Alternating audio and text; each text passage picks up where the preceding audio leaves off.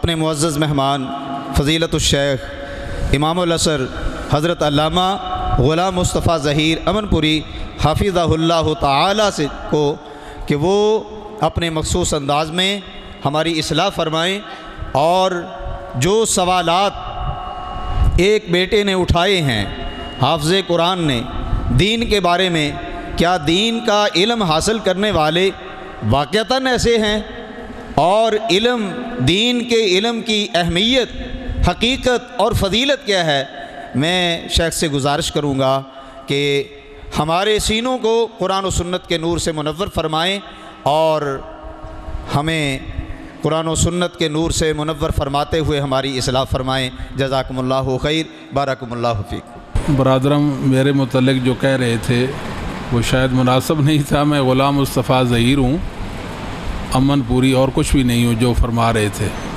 اللہ تعالیٰ ہمیں اپنے مخلص بندوں میں سے بنا لے اور ہمیں اپنی ذات کے لیے جینا نصیب فرما دے۔ ان الحمد للہ نحمدہ ونستعینہ من یہدہ اللہ فلا مضل لہ ومن یضلل فلا ہادی لہ۔ اشہد ان لا الہ الا اللہ وحدہ لا شریک لہ واشہد ان محمدا عبدہ ورسولہ۔ اعوذ باللہ السمیع العلیم من الشیطان الرجیم فإن حزب اللہ هم الغالبون۔ رب اشرح لی صدری ویسر لی امری واحلل عقدۃ من لسانی یفقہوا قولی۔ اللہم انفعنی بما علمتنی وعلمنی ما ینفعنی وزدنی علما۔ اللہم انی اسألک علما نافعا رب زدنی علما۔ اللہم صلی علی محمد وازواجہ وذریتہ کما صلیت علی آل ابراہیم وبارک علی محمد وازواجہ وذریتہ کما بارکت علی آل ابراہیم انک حمید مجید۔ اما بعد فإن خیر الحدیث کتاب اللہ وخیر الحدی حدی محمد صلی اللہ علیہ وآلہ وسلم وشر الامور محدثاتها وکل محدثۃ بدعہ وکل بدعۃ ضلالہ۔ قابل صد احترام فضیلت الشیخ علامہ عریف صاحب حافظہ اللہ تعالیٰ کی موجودگی میں اور اپنے دیگر علماء کرام کی موجودگی میں کچھ کہنا یقیناً میرے لیے جسارت سے کم نہیں۔ اللہ تعالیٰ میری یہ جسارت معاف فرما دے۔ میرے ذمہ جو موضوع لگایا گیا ہے وہ ہے علم اور اہل علم کی فضیلت۔ تو یاد رکھیے کہ اللہ تعالیٰ کے ہاں رفعت اور بلندی کا معیار علم اور ایمان ہے۔ یرفع اللہ الذین آمنوا منکم والذین اوتوا العلم درجات۔ اللہ تعالیٰ اہل علم کو علم کی بدولت رفعت عطا فرماتے ہیں، انہیں بلندیاں بخشتے ہیں۔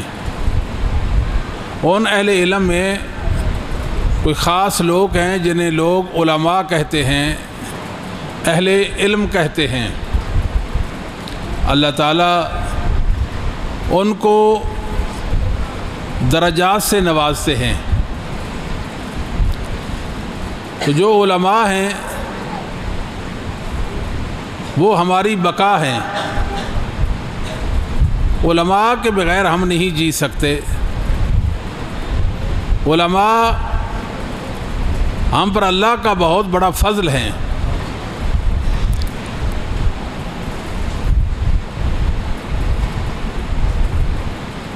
ابو کلابہ تابعی ہیں، ان کا ایک قول ہے جز حنبل بن اسحاق کے اندر، وہ فرماتے ہیں کہ مثل العلماء کمثل النجوم والعلام التي يقتدي بها الناس فإذا توارت ترددوا فی الحیرہ، اہل علم ستاروں کی مانند ہوتے ہیں، اہل علم میل سٹون ہوتے ہیں جن سے بھولی بھٹکی مخلوق راہ پاتی ہے۔ ستارے غائب ہو جائیں اور راستے کے نشانات مٹ جائیں تو انسان بھول جاتے ہیں اور حیرت میں پڑ جاتے ہیں کہ ہم نے کہاں جانا ہے۔ علماء ہی ہیں جو انسان کو راہ ہدایت پر گامزن رکھتے ہیں، لہذا علماء اس معاشرے کی بنیادی ضرورت ہیں۔ اللہ تعالیٰ نے محمد صلی اللہ علیہ وآلہ وسلم کو خاتم النبیین فرمایا، اور یہ رسول اللہ صلی اللہ علیہ وسلم کا وہ اعزاز ہے کہ آپ ابھی دنیا میں نہیں آئے اور آدم علیہ السلام روح اور جسم کے درمیان تھے، اور آدم علیہ السلام ابھی تخلیقی مراحل میں تھے، تب اللہ نے اپنے ہاں محمد صلی اللہ علیہ وآلہ وسلم کو خاتم النبیین لکھ دیا تھا۔ آپ کے بعد کوئی نبی نہیں آئے گا، اور رسول اللہ صلی اللہ علیہ وسلم کا مشن اور آپ کی دعوت اور پیغام کو امت کے آخری انسان تک پہنچانے کے لیے اللہ تعالیٰ نے علماء کا انتخاب کیا ہے۔ یہ علماء کی ذمہ داری ہے کہ وہ علم نبوت کو لے کر پوری دنیا کے سامنے آئیں اور محمد صلی اللہ علیہ وآلہ وسلم کے نائبین اور آپ کے علم کے وارثین بنیں۔ مسلمان بھائیوں، علم دو طرح کا ہوتا ہے، ایک علم دنیا اور ایک علم آخرت۔ ایک دین کا علم ہوتا ہے اور ایک دنیا کا علم ہوتا ہے، اور جو دنیاوی علوم ہیں ہم ان کو علم کہہ دیتے ہیں، حقیقت میں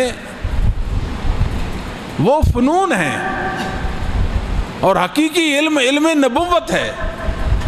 حقیقی علم وہ ہے جو مبنی بر وحی ہے، جو اللہ نے محمد صلی اللہ علیہ وسلم پر اتارا ہے، وہ قرآن اور حدیث ہے۔ تو علماء حق جو ہیں، علماء آخرت جو ہیں، وہ علم نبوت کے وارث ہوتے ہیں۔ اللہ نے ان کو علم نبوت عطا کیا ہوتا ہے، وہ امت کی راہبری رہنمائی کا کام کرتے ہیں اور بھولی بھٹکی مخلوق کو راہ حق پر گامزن کرتے ہیں۔ ان کو اللہ کی کمال معرفت ہوتی ہے، اس بنا پر وہ لوگوں کو اللہ تعالیٰ کی طرف بلاتے ہیں۔ اللہ تعالیٰ نے علماء کی تعریف کی، شاہد اللہ انہ لا الہ الا ہو۔ اللہ تعالیٰ فرماتے ہیں اللہ نے گواہی دی ہے کہ وہ اللہ ہے، والملائکۃ واولو العلم، فرشتوں نے بھی گواہی دی ہے اور علم والوں نے بھی گواہی دی ہے۔ مطلب یہ ہے کہ اللہ تعالیٰ یہ بتانا چاہتے ہیں اگر آپ کو میرے بارے میں کوئی مسئلہ ہے تو میرے علماء بندوں سے پوچھ لو میرے بارے میں، وہ آپ کو صحیح میرے بارے میں بتائیں گے۔ حافظ ابن کثیر رحمہ اللہ تعالی جو اہل سنت کے زبردست امام ہیں، اسلام کے بہترین مورخ ہیں اور مفسر ہیں قرآن کریم کے، ان کی تفسیر ہے تفسیر القرآن العظیم، بہترین تفسیر اور ہر گھر کی ضرورت ہے۔ قرآن فہمی کے لیے بہترین مصدر تفسیر ابن کثیر ہے۔ تفسیر ابن کثیر در حقیقت در اصل تفسیر طبری کا خلاصہ ہے، اور پہلے جتنے علماء ہیں سب کا علم تفسیر ابن کثیر کے اندر آ گیا ہے۔ آپ فرماتے ہیں هذه خصوصیت عظیمۃ للعلماء فی هذا المقام، اس آیت کریمہ میں علماء کی خاص فضیلت ذکر ہو گئی ہے۔ علماء اللہ تعالیٰ کے وہ بندے ہیں جو اپنے رب کریم کی صحیح معرفت کراتے ہیں، جو علم نبوت پر قائم ہے، جن کے پاس اسلاف امت کا علم اور عمل ہے، اور اپنے رب کی محبت میں اور اس کی خشیت میں وہ اپنی زندگیاں بسر کرتے ہیں۔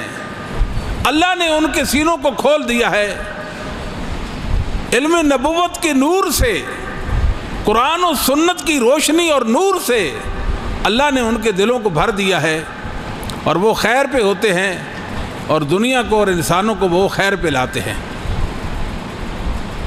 میرے بھائیوں، فضیل بن عیاض رحمہ اللہ تعالی علماء صالحین میں سے ہیں۔ آپ نے اکثر بیشتر آپ کا نام نامی اس میں گرامی سر رکھا ہوگا۔ ان کا ایک فرمان ہے جامع ترمذی کے اندر صحیح سند کے ساتھ، آپ فرماتے ہیں عالم عامل معلم یدعی کبیرا فی ملکوت السماوات، کہ عالم ہو، اپنے علم پر عمل کرتا ہو، اپنے علم کے مطابق عمل بھی کرتا ہو، اور علم کا وہ معلم بھی ہو، علم کی تعلیم بھی دیتا ہو۔ زمین تو زمین رہ گی، آسمان کی بلندیوں پر اس کی عظمتوں کے چرچے ہوتے ہیں۔ میمون بن مہران رحمہ اللہ تابعی ہیں، میمون بن مہران، ان کا ایک قول ہے جامع بیان العلم و فضلہ کے اندر، امام ابو عمر ابن عبد البر رحمہ اللہ کی۔ یہاں رک کر یہ بات بھی سمجھ لے، علماء صالحین نے، محدثین نے، ائمہ اہل السنہ والجماعت نے جہاں امت پر یہ احسان کیا ہے کہ علم نبوت کو صحیح امت تک پیش کیا ہے، وہاں علم اور اہل علم کی فضیلت پر کتابیں بھی لکھی ہیں۔ ہمارے ماحول معاشرہ میں علم اور اہل علم کی فضیلت کو اجاگر کرنے کی ضرورت ہے۔ مسلمانوں کو علم کی طرف متوجہ کرنا چاہیے اور راغب کرنا چاہیے، وہ اس خیر کو پالیں، لپکیں، اور امت کی جو فضیلت ہے کہ کنتم خیر امت اخرجت للناس، یہ ہے ہی دینی علوم کی بنیاد پر ہے، یہ ہے ہی عمل صالح کی بنیاد پر۔ علم نہیں ہے تو عمل کہاں سے آ گیا؟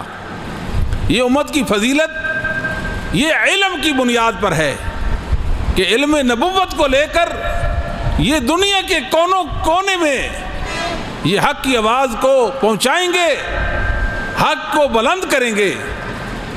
تو ائمہ محدثین نے کتاب العلم کے نام سے کتابیں لکھی ہیں۔ امام بخاری رحمہ اللہ تعالی شیخ ان کا تذکرہ خیر فرما رہے تھے کہ محدثین میں نامور محدث اور امام بخاری ہیں رحمہ اللہ تعالی۔ انہوں نے بخاری کی شروع میں 7 حدیثیں لائی ہیں۔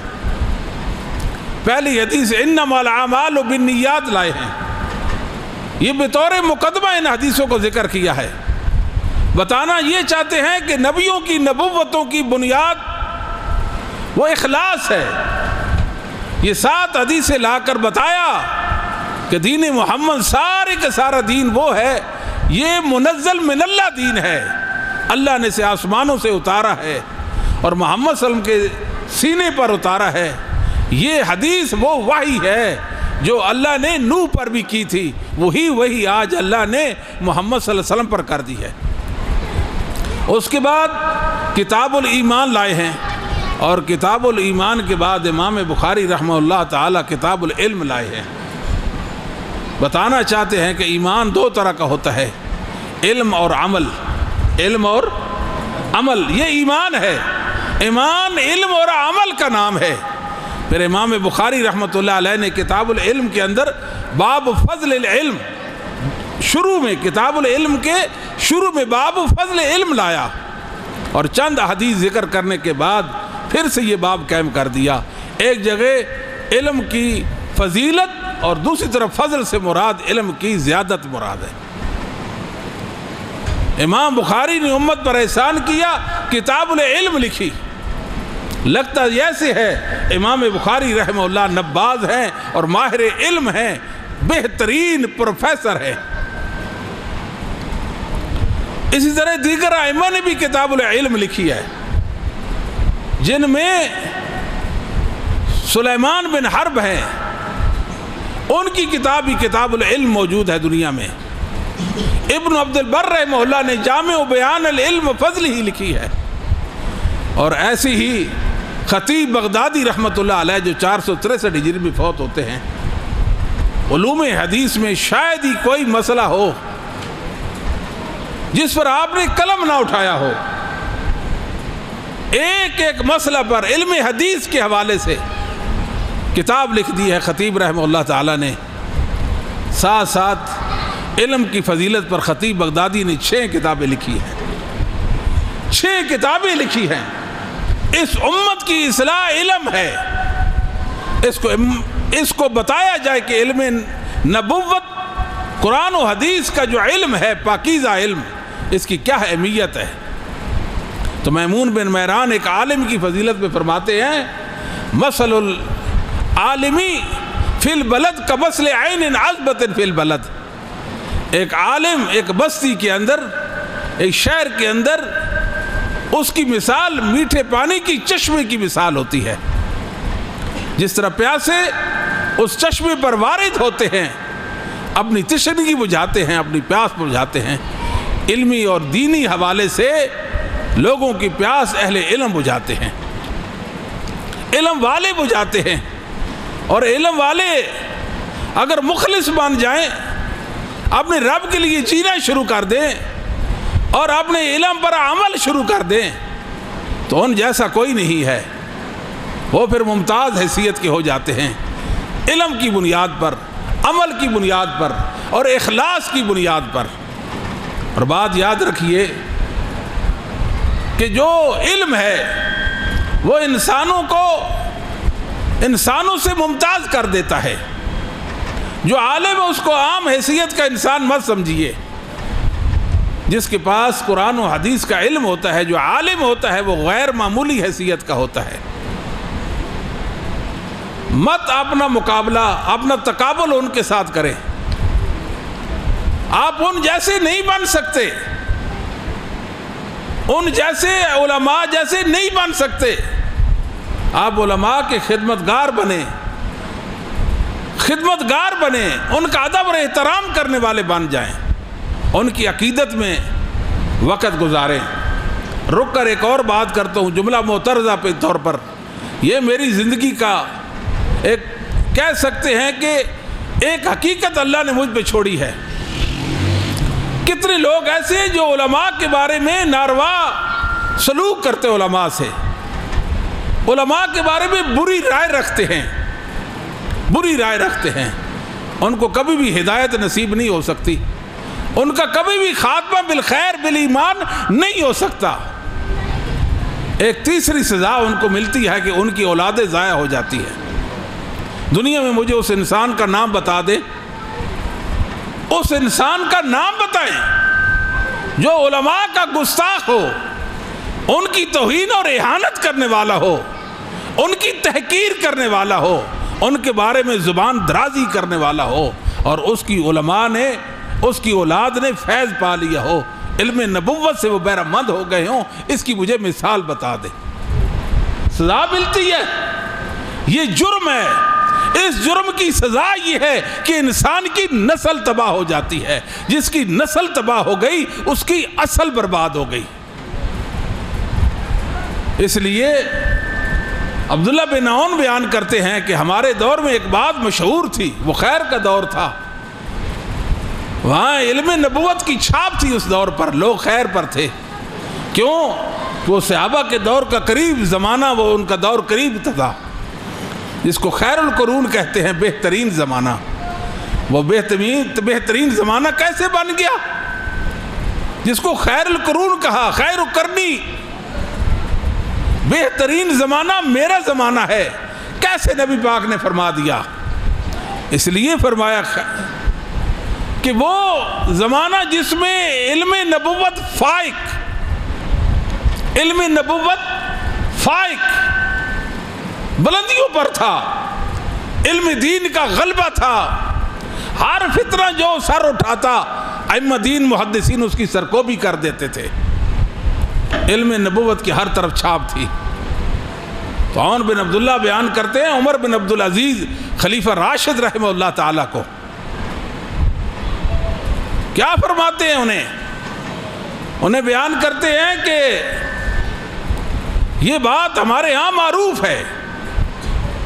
کیا بات؟ کہ آپ عالم بنیں،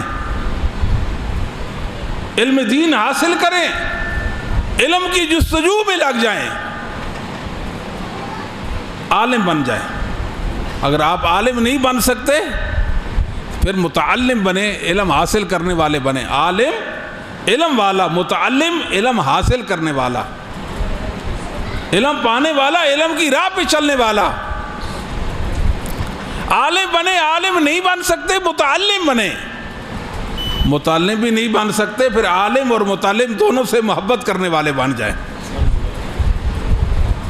نہ علم ہے نہ حصول علم کی جستجو ہے. کیا ہے؟ دل کے اندر علم والوں کا احترام اور ان سے محبت ہے. اگر یہ بھی نہیں کر سکتے تو کم از کم ایک بات کریں کہ علم والوں سے بغض نہ رکھیں. یہ ہدایت کا راستہ ہے، یہ کامیابی کا راستہ ہے. اس بن کامیابی ممکن ہی نہیں ہے، ممکن ہی نہیں ہے. تو مسلمان بھائیوں، علم انسانوں کو انسانوں میں ممتاز کر دیتا ہے. علماء جو ہوتے ہیں، علماء وہ عام حیثیت کے نہیں ہوتے، وہ قرآن و سنت کے وارث ہوتے ہیں. یہ بات بھی یاد رکھیے، یہ بات درست ہے کہ انسان ہونے کے ناطے بتقاضۂ بشریت علماء سے بھی غلطیاں ہو جاتی ہیں. کما حق ہو آپ نے علم پر بجا طور پر عمل نہیں کر سکتے، یہ بات درست ہے، مگر ان کا ایک مقام ہے، ایک مرتبہ ہے، ان کی عظمت اور شان ہے.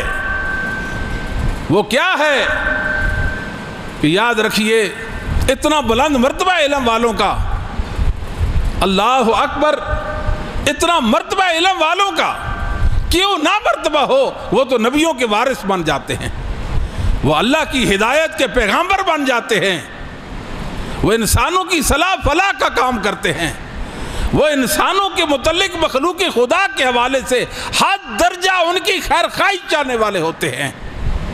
کیوں نہ ان کا مرتبہ ہو. وہ پوری کائنات کو اللہ وحدہ لا شریک کے سامنے جھکانے والے ہوتے ہیں، وہ مقصد حیات کو بیان کرنے والے ہوتے ہیں، وہ زمین سے فساد کو ختم کرنے والے ہوتے ہیں، وہ نیکیوں کو عام کرنے والے، منکر اور گناہوں کو مٹانے والے ہوتے ہیں. ان کی ایک خاص ذمہ داری ہے اللہ کی زمین پر، وہ خیر کو غالب کرنا، اللہ کے دین کو غالب کرنا ہے. قرآن کریم میں ایک آیت کریمہ ہے جس کا مفہوم یہ ہے کہ اصل مسئلہ کیا ہے جی. مسئلہ معذرت کے ساتھ ہم بڑی بڑی کانفرنسیں کرا لیتے ہیں، بڑا پروگرام انتظام ہوتا ہے، سپیکر ہمارا ٹھیک نہیں ہوتا. سپیکر نہیں تو بلانا ہوتا ہے نا، بات کرتا ہے انسان سپیکر کی بنیاد پہ کرتا ہے نا. سپیکر بیمار ہوگا تو بات نہیں ہو سکے گی. یہ تو معذرت ہے، حاضری ہو گئی میری، بہت مشکل ہے، سپیکر ٹھیک نہیں ہے. اچھا جی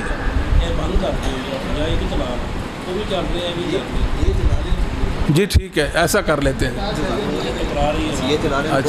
اچھا تو پہلے کہہ دیتے جی آپ. اچھا جی ٹھیک ہو گیا جی. اچھا جی یہ اٹھا لے میرا بیٹا.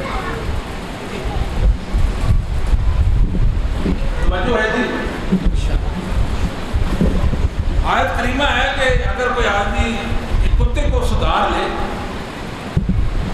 اب ٹھیک ہے، بہتر ہے، کتے کو اس کو شکار کھیلنا سکھا دے اور اللہ کا نام لے، بسم اللہ کہہ کر شکار کے لیے کتا چھوڑ دے.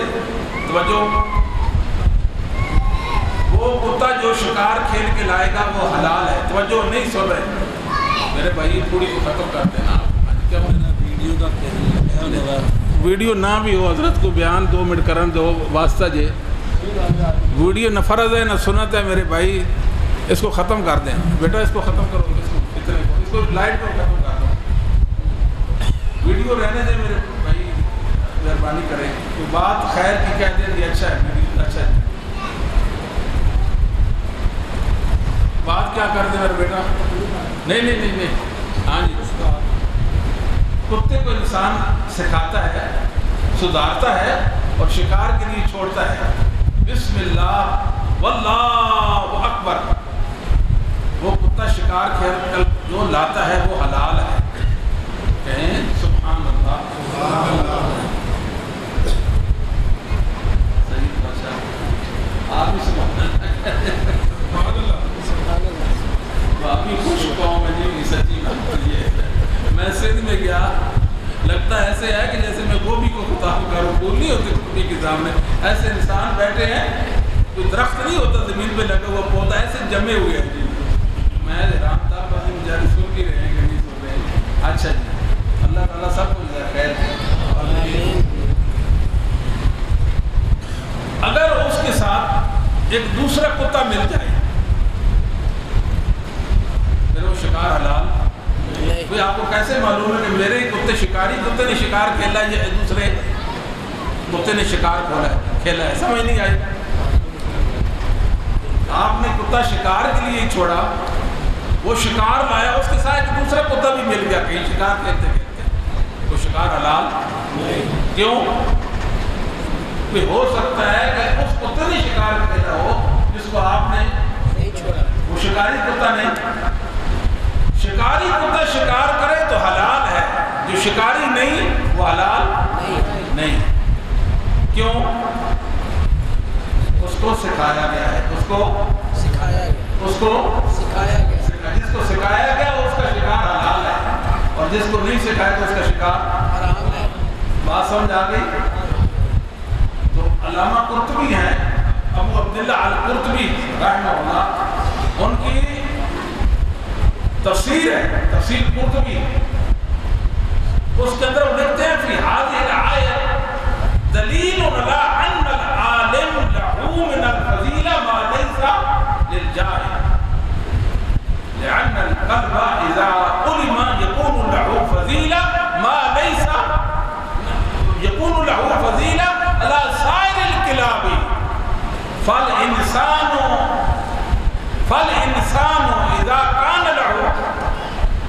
إذا كان له علم يكون له فضيلة على سائر الناس ولا سيما إذا عمل بما علم. فرماتے ہیں کہ یہ آیت کریمہ اس بات پر دلیل ہے. لیکن یہ بات ابن قیم رحمہ اللہ تعالیٰ نے یہ ذکر کی ہے. ابن قیم علماء صالحین میں سے ہیں. ابن قیم رحمہ اللہ نے اپنی کتابوں میں علم اور علماء کی فضیلت اور اہمیت کے حوالے سے جہاں جہاں لکھا ہے اس پر بھی ایک الگ سے کتاب چھاپی ہے. علماء نے ان کی کتابوں کو کھنگالا, ان کی کتابوں کو پڑھا, ان کی برگردانی کی, اور امت کے سامنے ابن قیم رحمہ اللہ تعالیٰ کی دینی علم کے حوالے جو فکر ہے اس کو پیش کیا. فی هذه الآیة دلیل علی ان العالم له من الفضیلہ ما لیس للجاہل. یہ آیت دلیل ہے اس بات پر جو عالم کی فضیلت ہے, جو عالم کی فضیلت ہے وہ جاہل کو کبھی حاصل ہو سکتی نہیں. وہ کہتے ہیں انسان تو انسان رہ گئے, ان کے پاس تو علم نبوت ہے, ان کے سینے علم نبوت سے لبریز ہے.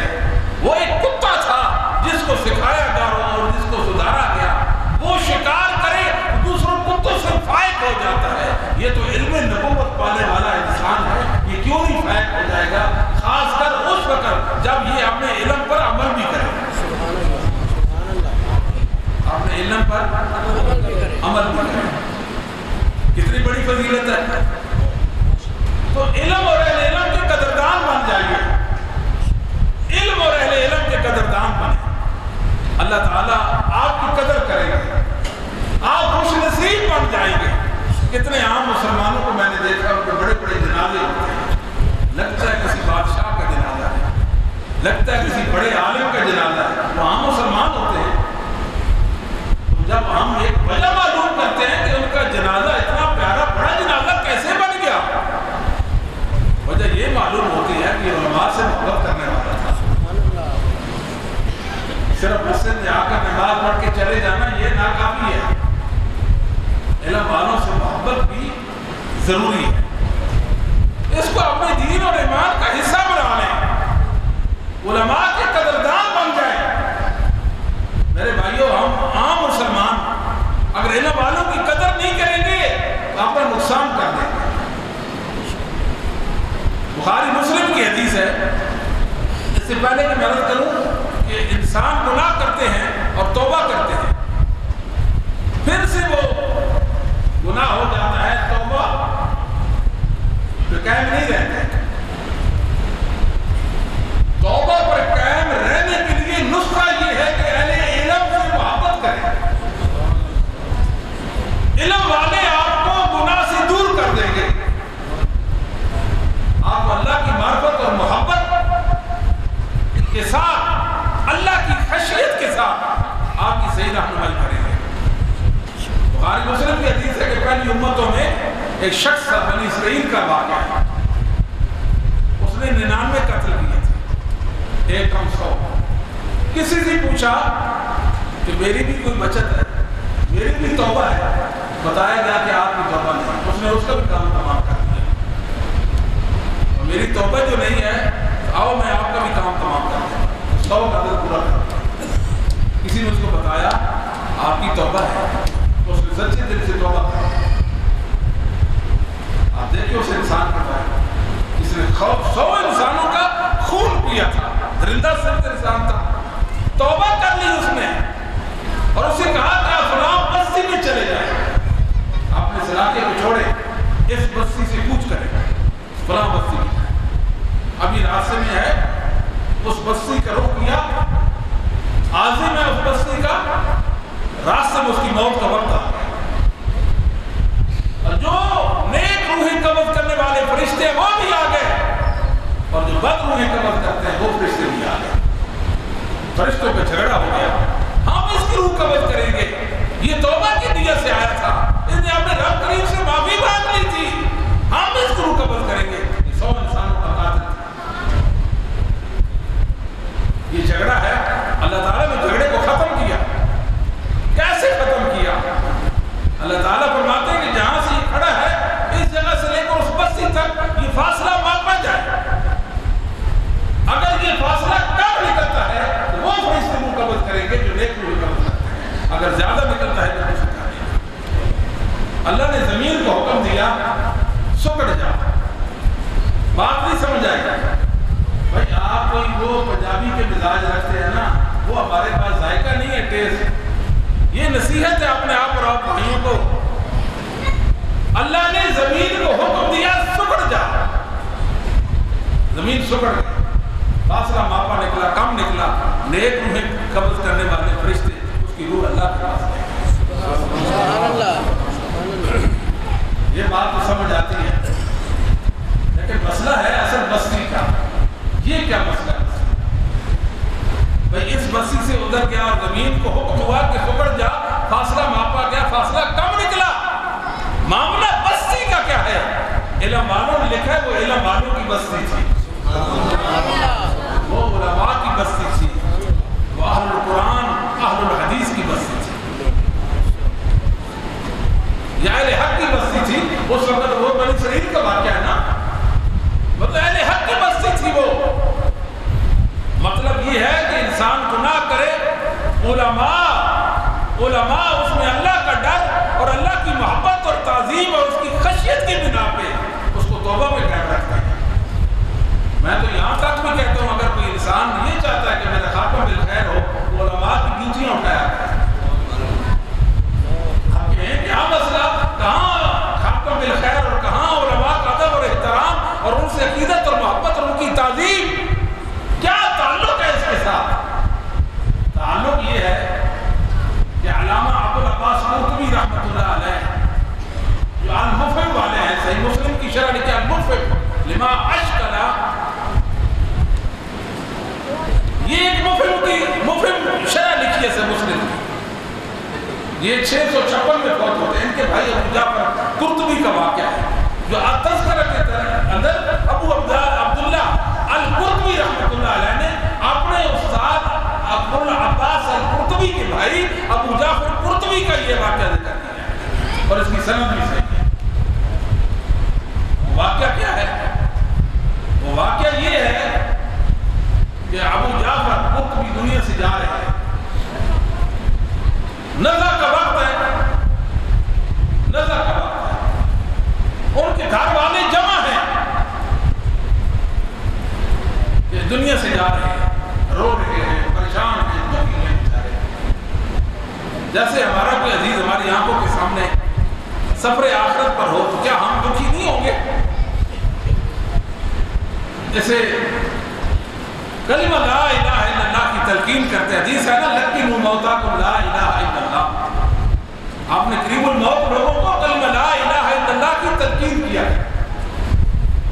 میں نے ایک بدعتی کو دیکھا جو حدیث کے نور سے محروم تھا، ایک میت کو کہہ رہا تھا پڑھو لا الہ الا اللہ۔ افسوس، سخت افسوس، افسوس، سخت افسوس، رسول اللہ کی حدیث سادہ سمپل حدیث کو مشکل نہیں ہے، اس کو سمجھنے سے یہ لوگ قاصر رہ گئے۔ ائمہ محدثین نے اس کا جو معنی کیا ہے وہ قریب الموت لوگوں کو لا الہ الا اللہ کی تلقین کرنی ہے، نہ کہ میت کو جو مر چکا اس کو تلقین کرنی ہے۔ یہ بیچارے چونکہ ان کے غضب کی بنیاد اور ان کے سارے سلسلے شکم پروری کے سارے اسباب میت کے ساتھ، مردوں کے ساتھ جڑے ہوئے ہیں، تب انہوں نے اس حدیث کو اس معنی رجٹ کر دیا۔ مرنے والے کو کیا پتا کوئی مجھے کوئی کیا کہہ رہا ہے، کوئی اللہ نے دلیل قائم کی ہے، کوئی قرآن اتاری ہے کہ مردوں کو آپ نے کلمہ لا الہ الا اللہ کی تلقین کرنی ہے؟ سمجھ تو نہیں آتی۔ یہ لوگ رسول اللہ کی حدیث کی روح سے محروم ہیں، عمل کیسے کر پائیں گے؟ مسلمانوں اہل حدیث ہو جو اور محمد صلی اللہ علیہ وسلم کی حدیث پر عمل کرنا ہے تو یہ نفس کا دھوکہ ہے کہ کوئی بات نہیں، ہم مسلمان ہیں، ہم عاشق رسول ہیں، ہم محمد صلی اللہ علیہ وسلم سے محبت کرنے والے ہیں، ہم یہ اور وہ ہیں، یہ سب زبانی اور کھوکھلے دعوے ہیں، مبنی پر حقیقت نہیں ہے۔ اگر حدیث رسول کے پیروکار بننا ہے، اللہ کے سچے دین پر چلنا ہے، پھر محدثین کے راستے پہ آ جائیں، پھر ائمہ دین کے مسلک پر آ جائیں، پھر مسلک اہل حدیث اور اہل سنت والجماعت کے مسلک اور عقیدے پہ آ جائیں، ان کے علم اور عمل کو بنیاد بنا کر اللہ کے دین پر عمل کریں۔ آپ سمجھے نا؟ غلط معنی لے لیا، اور ایک انسان دنیا سے جا رہا اسے کہتے ہیں لا الہ الا اللہ پڑھیے، بس اوقات انسان اس تلقین کے مطابق لا الہ الا اللہ پڑھنا شروع کر دیتا ہے، اور نبی پاک کا فرمان ہے، سیدنا معاذ بن جبل بیان کرتے ہیں، آپ نے فرمایا من کان آخر کلامہ لا الہ الا اللہ دخل الجنہ، جس موحد کا آخری کلام لا الہ الا اللہ ہوا وہ اول تھا کہ اللہ کی جنت میں داخل ہو جائے گا۔ سبحان اللہ۔ یہ رتبہ بھی موحد کو حاصل ہے، مشرک کو حاصل نہیں۔ کتنے مشرک دنیا سے جاتے ہیں، ہم نے سنا ہے خود کانوں سے، وہ لا الہ الا اللہ بھی پڑھ رہے ہوتے ہیں، زندگی میں لا الہ الا اللہ پڑھتے رہ گئے، ان کو فائدہ نہ ہوا، مرتے تب کیسے فائدہ ہوگا؟ کوئی عقل مند ہمیں بتائے، سمجھے نہیں بات؟ زندگی پڑھتے رہ گئے کہ نہیں؟ بڑی بڑی تسبیح، ہزار دانوں والی تسبیح پڑھتے رہ گئے، لا الہ الا اللہ، لا الہ الا اللہ پڑھتے رہ گئے کہ نہیں؟ ساتھ شرک بھی کرتے ہیں اور لا الہ الا اللہ بھی پڑھتے ہیں، اللہ کے ساتھ شریک بھی ٹھہراتے ہیں، توحید کو مسخ کرتے ہیں، ختم کرتے ہیں، لا الہ الا اللہ بھی پڑھ رہے ہوتے ہیں۔ یہ رسمن ہوتا ہے، کیا ہوتا ہے؟ رسمن۔ اس کو پتا ہے کہ فلاں ہمارا قریبی رشتہ دار، ہمارا ساتھی فوت ہوا تھا، مرتے تب اسے لا الہ الا اللہ پڑھا تھا، میں بھی پڑھتا ہوں۔ یہ معاملہ آخرت کا سکین ہے، اس کو سمجھیں۔ توتے کی طرح نا، توتے میاں مٹھو چوری کھاؤ گے نا؟ جی میں کھاؤں گا چوری۔ لا الہ الا اللہ اس کی حقیقت ہوتا ہے، یہ اللہ کی توحید ہے۔ اللہ نے آدم علیہ السلام سے لے کر محمد رسول اللہ تک آنے والے ہر نبی کی دعوت کا مرکزی نقطہ اور محور لا الہ الا اللہ بنایا تھا۔ لا الہ بھی پڑھے اور شرک بھی کرے، یہ کیا ہوا عقیدہ؟ اپنے عقائد کی اصلاح کریں، لا الہ الا اللہ کے تقاضے ہیں، اس کی شرائط اور موانع ہیں، وقت نہیں ہے، آپ ان کو پورا کریں۔ اور موائد لا الہ الا اللہ پڑھتے آخری کلام، کیا بات ہے اس کی، اللہ کی توحید پر، کلمہ توحید پر، کلمہ حق پر، العروۃ الوثقی پر اس کا خاتمہ ہو گیا۔ سبحان اللہ۔ ابو جعفر قرطبی رحمہ اللہ تعالی لا الہ الا اللہ پڑھیے۔ لا کیا مطلب؟ لا کیا کہا؟ لا کیا مطلب؟ لا کا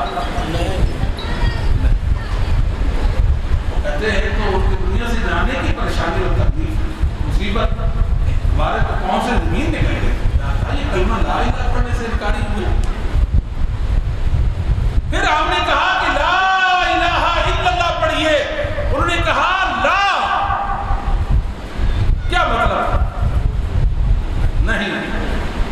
پریشان، افاقہ آیا، تھوڑی سی تکلیف کم ہوئی. ہم نے کہا اللہ کے بندے، ہم آپ کو لا الہ الا اللہ کہہ رہے تھے، تلقین کر رہے تھے، اور آپ نے لا الہ الا اللہ پڑھنے سے انکار کر دیا. اس کا بھلے لوگوں، میں نے کب لا الہ الا اللہ پڑھنے کا انکار کیا تھا؟ میرے پاس شیطان آیا، کہا یہودی ہو کر مر جا، یہودیت بہترین دین ہے. میں نے کہا لا، یہودی ہو کے نہیں مرتا. میری بائیں جانب آ گیا، مجھے کہتا ہے نصرانیت بہترین دین ہے، نصرانی ہو کے مر جا. میں نے کہا لا، نہیں مرتا.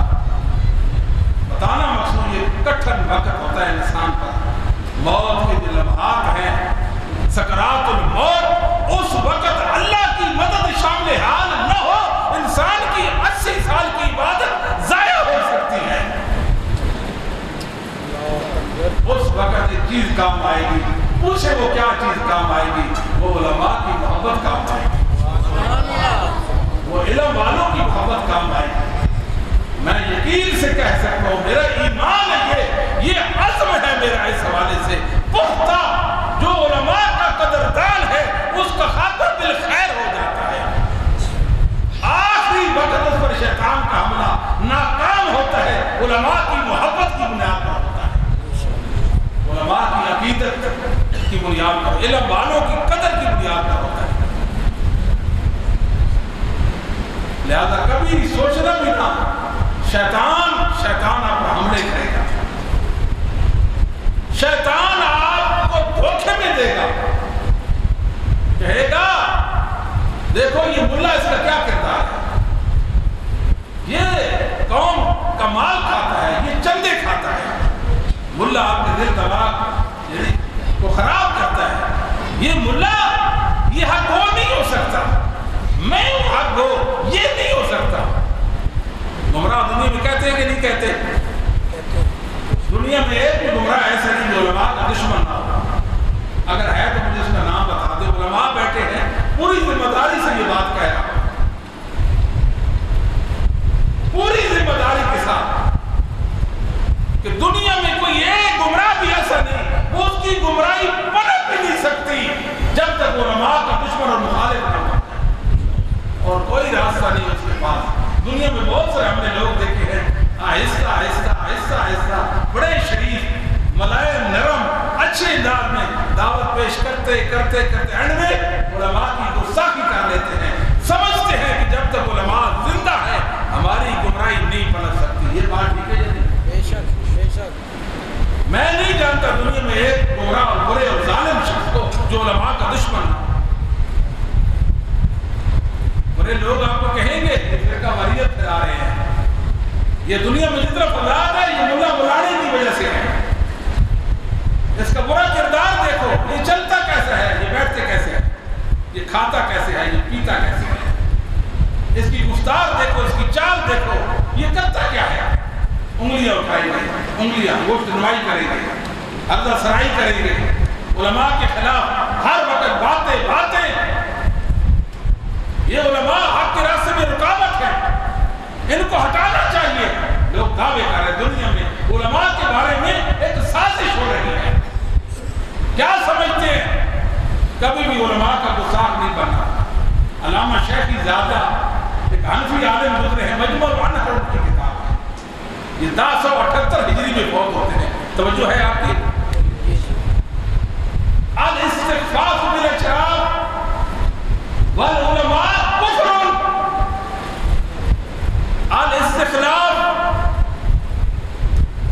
الاستخفاف بالاشراف والعلماء کفر.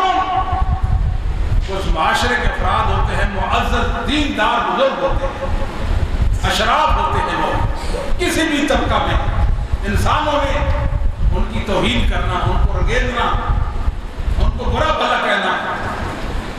علماء حق جو ہے، علماء حق، ان کو برا بھلا کرنا یہ کفر ہے. علماء کی مذمت کرنا، فلاں کو کیا آتا ہے، فلاں کیا جانتا ہے، اس کی داڑھی ویسی چٹی ہو گئی ہے، اس کا یہ اور اس کا وہ ہے، باتیں کرے گا وہ. یاد رکھو یہ کفر کے درجے پر. بارگاہ الہی میں وہ انسان روندا جاتا ہے جو علماء کا دشمن بن جاتا ہے. علم نبوت ایک امانت ہے،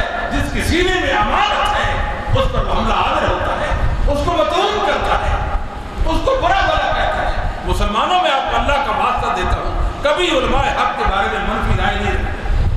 شیطان آپ کے دل میں بات ڈالے گا، آپ کو آمادگی ہوگی تو میں اس عالم کے بارے میں یہ رائے قائم کر رہا ہوں. اللہ کا واسطہ ہے آپ نے کبھی علماء کے بارے میں بری رائے نہیں رکھی. آپ دین ایمان بنا لیں. یہ کمزور لوگ ہیں، بے شک ان سے گناہ بھی ہو جاتے ہیں، ان سے خطائیں بھی ہو جاتے ہیں. ان کے منصب کو آپ دیکھیں. تم اور رسول الکتاب الذین اصطفینا من عبادنا. اللہ کہتے ہیں ہمارے چنیدہ بندے ہیں، زمین پر خاص بندے ہیں جنہیں ہم نے کتاب کا وارث بنا دیا. کتاب کا وارث بنا دیا. ویسے ان العلماء ورثۃ الانبیاء ہے تو ضعیف ہے. ابو داؤد میں جو اس میں موجود راوی ہے ثابت نہیں ہے وہ روایت، مگر یہ جو آیت کریمہ ہے وہ ضعیف حدیث کا جو مفہوم ہے بالکل اس کی معین ہے. ثم اورثنا الکتاب الذین اصطفینا من عبادنا. آگے اللہ تعالیٰ نے 3 کیٹیگریاں بیان کی. فظالم ومنہم ظالم. پہلا گروہ اللہ نے ظالموں کا، علماء کے اندر کچھ ایسے ہیں ظلم دون ظلم. ظلم کا معنی ہر جگہ ظلم نہیں ہوتا، ہوتا تو وہ ظلم ہے، مگر اس کا معنی وہاں ظلم لا الہ الا انت سبحانک انی کنت ظالمین. کیا معنی کریں گے کہ اللہ میں ظالم، اللہ میں ہی خطا کار ہوں، میں ہی پر تقصیر ہوں. جس طرح کفر دونہ کفر ہوتا ہے، ظلم دونہ ظلم ہوتا ہے. اللہ کہتے ہیں یہ ظالم ہیں، کچھ میرے بندے ہیں تو میرے خاص بندے. ظالم کیسے بن گئے؟ میرے واجبات کو ضائع کر دیتے ہیں، لیکن پھر بھی اللہ نے ان کو منصب عطا کیا ہوا ہے. کیا منصب ہے ان کے پاس؟ اللہ نے ان کو کتاب کا وارث بنا دیا ہے. اللہ نے ان کو قرآن کا وارث بنا دیا ہے.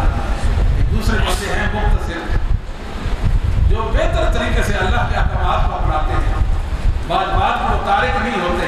اور ایک تیسرا قرآن سابقون بالخیرات باذن اللہ، بہترین طریقے سے اللہ کے احکامات کو اپناتے ہیں، فرائض و واجبات کا لحاظ رکھنے والے ہیں. اللہ نے 3 گروہ بنا دیے ہیں کتاب کی وارث. اس کے باوجود میرے خیال میں اس کی بات تو کوئی راستہ نہیں کسی ظالم کے پاس کہ علماء پر تنقید کرے. کوئی حق نہیں ہے. علم